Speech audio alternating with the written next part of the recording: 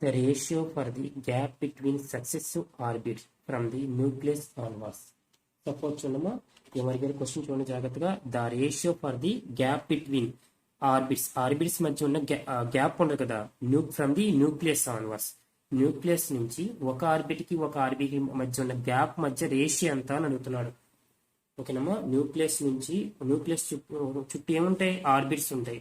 ఒక ఆర్బిట్ కి ఒక ఆర్బిట్ కి మధ్య రేషియో ఎంత అని అడుగుతున్నాడమ్మా. అదే అడుగుతున్నాడు, ratio for the gap between successive orbit from the nucleus onwards. అంటే దానికి ఫార్ములా చూడండి ఒకసారి.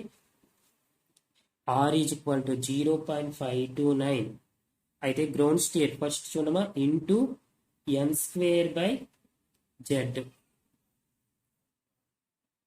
R is equal to 0.529 into n²/z.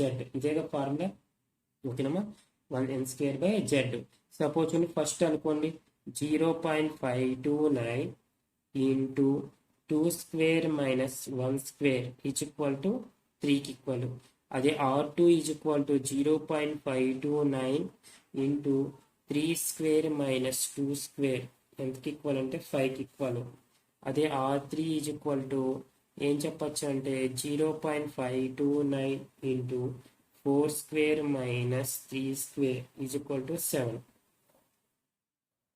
ఇదిగోనమ్మా successive orbits మధ్య రేషియో 3:5:7. ఓకేనమ్మా. Thank you.